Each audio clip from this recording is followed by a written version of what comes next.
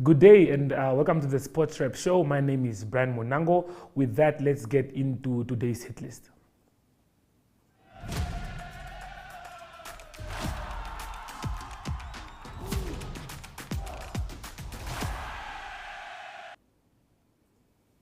Namibia will not be part of the 2022 CHAN competition qualifiers because of a lack of finances.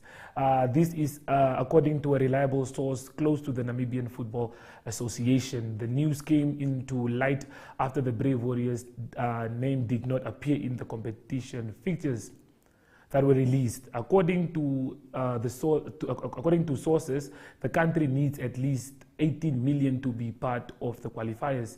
In an early statement, the Normalization Committee revealed that the federation is sitting with a debt of $23 million. Speaking of the Brave Warriors, the team played a friendly match against Lesotho yesterday in which they lost 2-1 in Johannesburg. The Warriors are preparing for the Africa Cup of Nations qualifiers match that they will have against Burundi, which they will play in Johannesburg on the 4th of June. In addition, it's exciting times for the likes of Namibian defender Kennedy Amutenya, who has been called up to join the national team that is set to face Burundi and Cameroon in the qualifiers.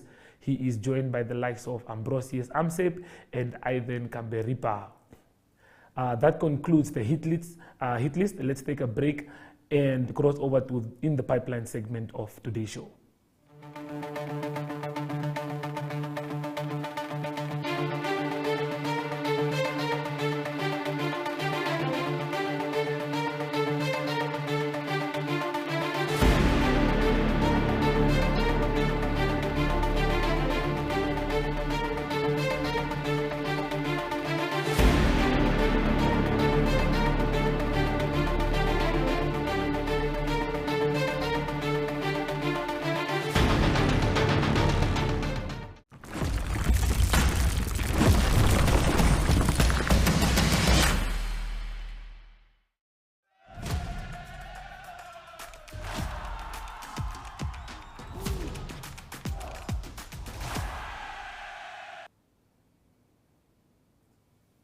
The Premier League soccer champions, Namibia's Peter Shalulile from Mamelodi Sundowns, are set to go down in battle with the Gallants in the 2021-2022 Nedbank Cup title at the Royal Bafokeng Stadium tomorrow. It will be the first time ever for the two sides to meet in a final of a knockout competition. Marumo Gallants will be looking to defend the trophy. They won for the first time this season and earned themselves a spot in the CAF Confederation Cup. And on the other hand, Sundowns will be keen to lift the title as they aim to grab the treble. In the season, they have already bagged the PSL title and the MTN 8. Saturday's winner will go home with 7 million rand, and the other team will go away with $2.5 million. We have a guest speaking on tomorrow's match. Let's have a listen to this. Okay, so Haki, we have a big game that's taking place tomorrow where the Sundowns are taking on Gallants. Yeah. Okay, what do you look forward to in the game? Yeah, no, I mean, it's this is actually, but before I go there, I first would like to really congratulate our boys, for an outstanding year, I mean, amongst all the trophies that we set it as a target as a club, they have done exceptionally well, so this is actually now the last one that we're going for, and so we are super excited, as the Namibian branch to go out and support not only Peter Shalulile but to support the whole Mamelodi Sundowns as a club. Sundowns have been in brilliant form. They've won the league, they've won the MTN 8 Cup, and now you guys have set your sight on the final cup, which is tomorrow. What are your predictions for the game? I'm anticipating, with the current form that we are in, I'm seeing it at 3-1.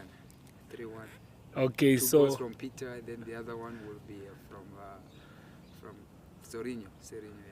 Yeah. Okay, we've seen Mamelodi Sundowns take on Gallants 5 times, and you guys have won two out of those 5 games. So I think coming into the game, you guys would be high on confidence.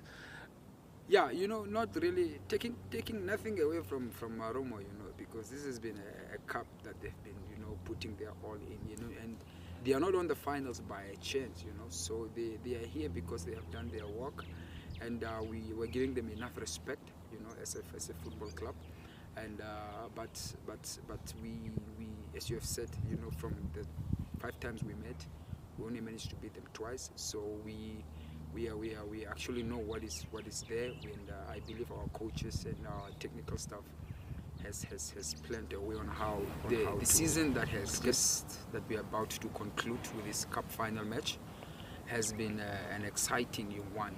As a club, we had targets that we had as a club, and we like to thank the boys, especially the new fleet of players that we have brought in as a club that quickly came to hit ground, and of course not shying away, from one of our own, Peter Shalulile, who has done us really proud. There were many critics behind then that said, Peter might not really make it at Sundowns, will be able to do this, but he has proved all the critics wrong, And mind you, when he came, he shared the top goal scoring boot with Gabadinho Mango at the time, and then last year he only fell short, only 1 goal, with Horrible, and mind you, in this season he was only left with only 2 goals to break the current record that is there of 25 goals, and scoring 23 goals, my people, 23 goals in one season with no penalty. I mean, it's a record. It's a record that and we are so proud of him, as Sundowns supporters, especially here in the country, and that's why we are even optimistic, and as we are gearing up ourselves, and we are going to Rustenburg to go support him, to go fly the Namibian flag high there and show him our support from our end. Okay, so you guys are set to travel today to go watch the game that's taking place tomorrow. Yes, we are. We're actually gearing up ourselves, and we are super excited. We are on our way to Rustenburg, as I said, to watch the game live, and we're going to fly the Namibian flag high there, Okay, in regards to that, quickly just give me your expectations for the final. Yeah, we have played a couple of finals now, and as I said, as the club, we are very professional, a club that is rounded professionally, so we are not taking this game any light or any. We are going all out. We are going all out, and that's why we are going there in numbers, to go support our club, Shalulile said he's disappointed that he didn't break the record, but he has set his sights on breaking it next season. What are your takes on that? Yeah, I've been always saying this, that with the quality around Peter, there's no way he can score. Across the country, we would like to air our appreciation and our thanks, for the support, for well wishes messages, for have been in touch, for always shared good memories with us on our thrive for the 5th time, champion, and we would like to give a word of thanks to all the sponsors, to everybody that has made sure that we have a supporters club branch here, and we would like to give a word of thanks to everybody that has played their part, to everybody that has played their part, in the existence of the supporters club branch here, and Kabuyelo, Masandawana, Kabuyelo champions 12 times. Well, as you can hear it from Haki, the confidence is really, really high. I, for one, put my money on Mamelodi Sundowns. I expect them to take the win and grab the final trophy.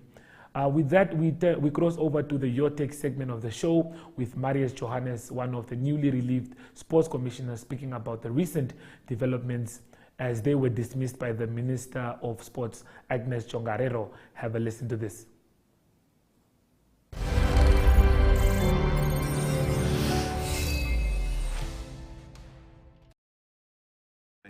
Hi, good day. I'm Marius Johannes, or Dr. Marius Johannes, ex-sports commissioner at the Namibian Sports Commission. Basically, I'm representing also powerlifting, or powerlifter, amateur powerlifter, and currently working full-time at Dundee Precious Metals. My 3 years at the Sports Commission. Now, the 3 years, this is more about the reflection, what happened, how I see it, the good, the bad, and the uglies, some recommendations. During my 3 years in the Sports Commission, it was quite a difficult time. So we went through a excellent peak, starting off in the first year. Then we went through a cycle. When COVID, we were much more distant from each other. In the third year, there was a lot of issues pertaining different federations. Multiple court cases, a lot of dissonance happening within the sports community, and that basically resulted in a lot of fragmentation within the board also. Different views, which is evident and normal, and yet currently our term has come to an end, and at the same time, at the same breath, we got dismissed from our position as commissioners. The sports commissioner, what people think and perceive in public is completely different. Per se, sports commissioner, it depends on which angle you take or where you are situated. I was situated in Chumep. Obviously, variety of sports commissioners were either Windhoek-based or based right around the country, so your exposure level is completely different. But basically, as a sports commissioner, you try to conform towards the Act. You are guided by the Act. It is much more an administrative governance role, ensuring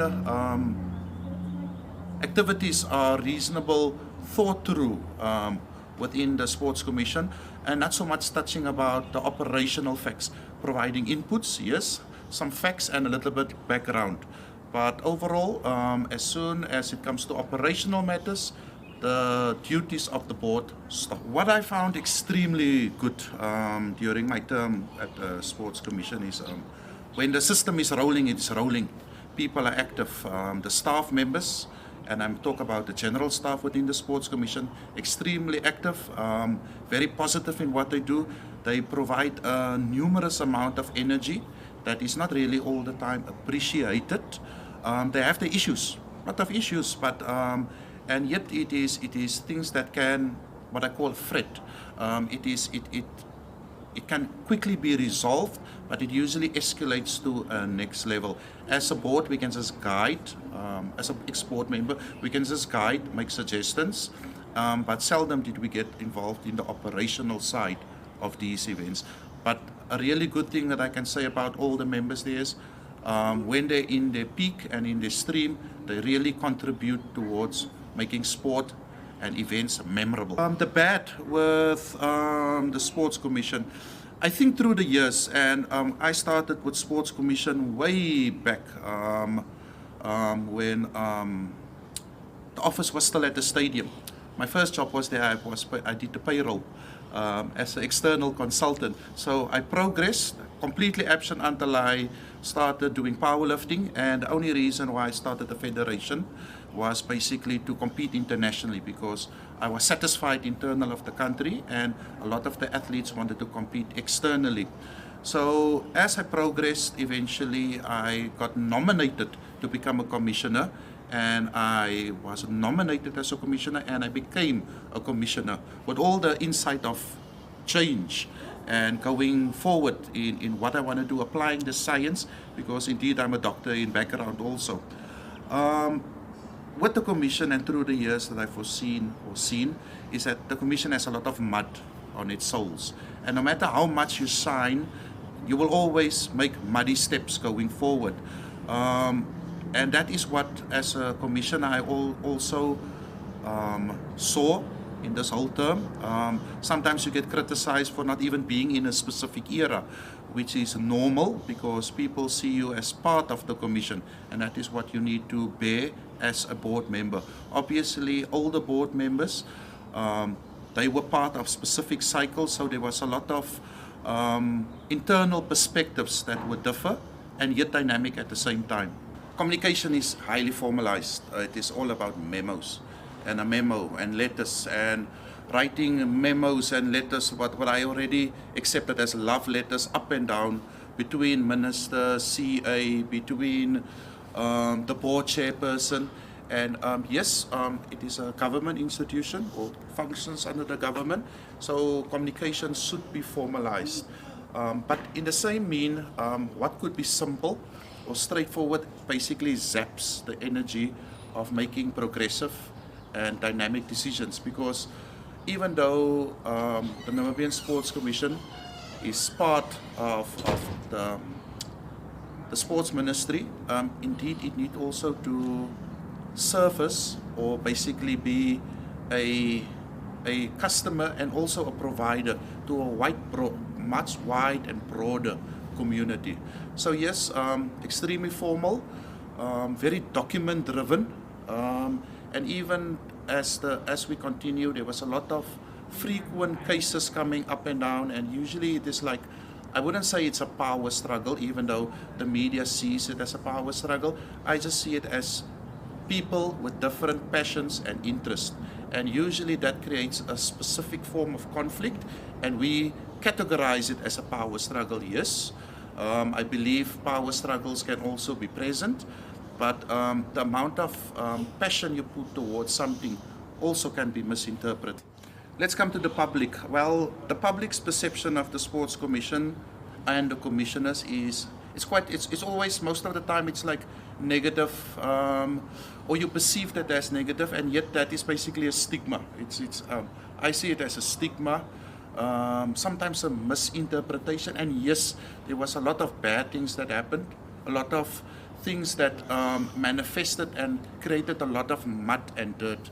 Yes, it was part of the commission, I completely agree, but the good work of certain people should also be recognized, per se. The commission needs to clean up a lot of things, and I must agree upon that. And that is basically what the next level of commissioners should do.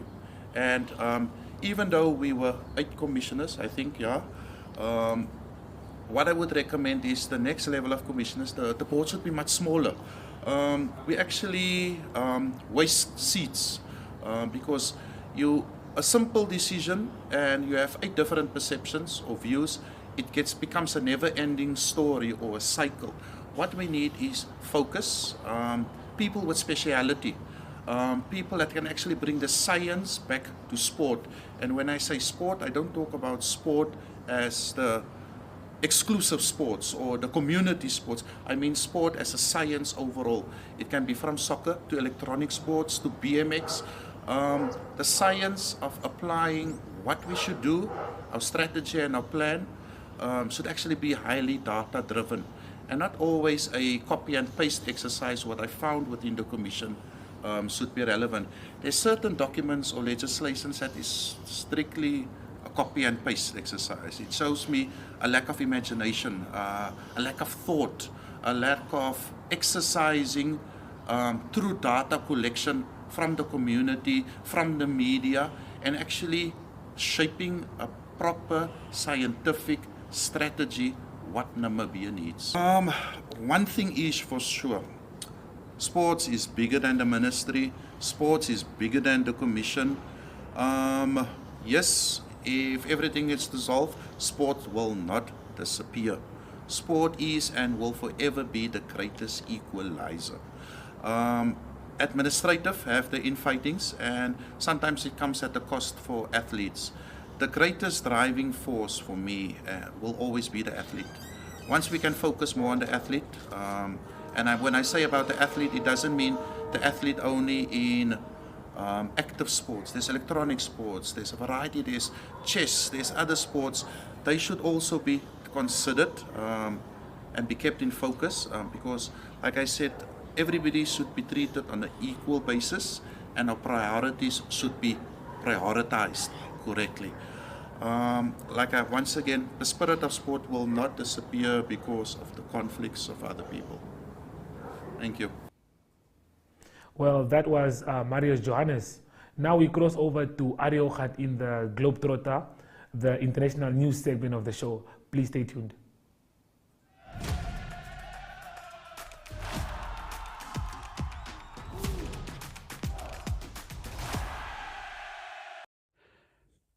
Good day everyone, time for international sports news, and starting off with some tennis news. Still Roland Garros, it is week 1 still, and lots of high seeds or higher seed players, especially in the women's side of the draw, that fell out in week 1.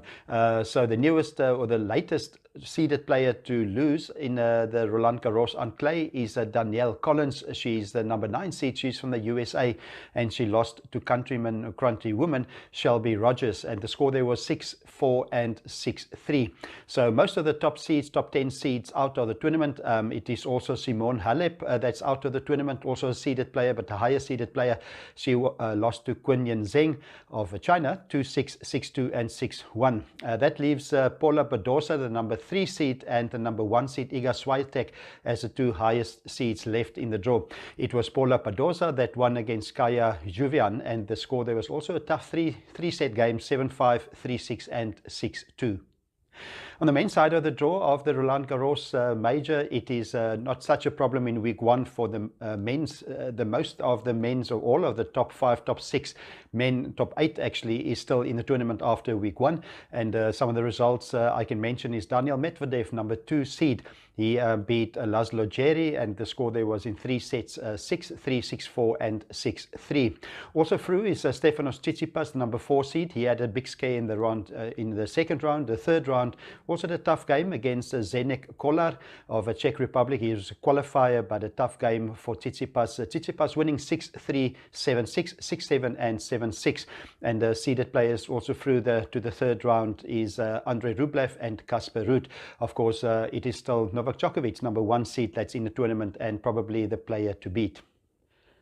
And now continuing into cycling news, and it is still a Giro d'Italia that is continuing. That is stage 18 already. They've been going for close to 3 weeks, and it was a flat stage, 156 kilometers or more flat, and the sprinters had to come to the fore, but there was a breakaway of 4 riders in the end, so the sprinters couldn't get into play at the finish line, and it was Dries de Pont. He won. He's from Netherlands, 3 hours, 21 minutes and 21 seconds. In second place, Eduardo Affini, and that was in a very tight sprint between them, and it was Magnus Cont that was in third position. General classification still the same. It is still Richard Carapaz that is leading. He's leading by 3 seconds over Jay Hindley, and it is Miller Landa that moved up a little bit. He is just 1 minute and 5 seconds behind Richard Carapaz. The next stage, stage 19, will be 178 kilometers. Now we continue in international sport with golf news. Games or tournaments being played on the US PGA Tour in the USA and also in Europe. Let's start in Europe. It is the Dutch Open being played at the Bernardus Golf Course, and the leader there is a hometown boy. It is Joost Luiten. He is from the Netherlands. He came around in 65. That is 7 under par in the first round. He's leading by just 1 shot over Eddie Pepperell of Great Britain and also Rasmus Højgaard. And then it's Ross Fisher of England, also one of the better known players. He's on -4, a few shots behind Joost Luiten at the moment. And then best Southern African player at the moment after the first round is Darren Fichart from Bloemfontein, and he came in with a score of -468. On the US PGA, it is the Charles Schwab Challenge that's being played, and there's 8 players that came in with the same score leading after the first round on a -466, and that is also world number 1 Scotty Scheffler is one of them, then Harold Varner the third, and also Patrick Reed and Webb Simpson, to mention some of those well-known players that's leading at the moment. Southern African interest is Christian Besaidnout. He's tied 16th, and he came in with a score of 68, 2 under par, just 2 shots behind the leaders.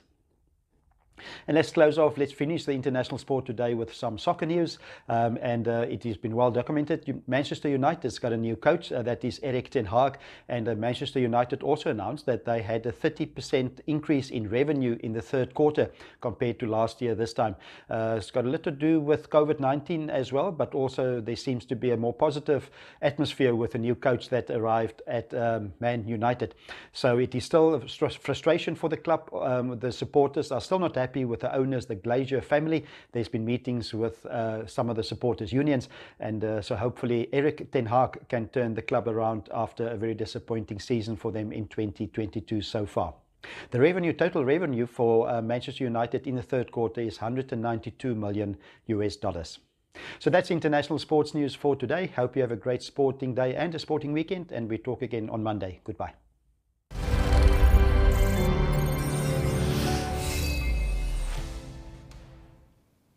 That's the end of today's show. Do join us again on Monday as we bring you an update of exciting sports here on Sport Rap Show. Don't forget to keep an eye out on our social media platforms, Sport Rap, as we bring you all the updates of scores and just everything about world sports.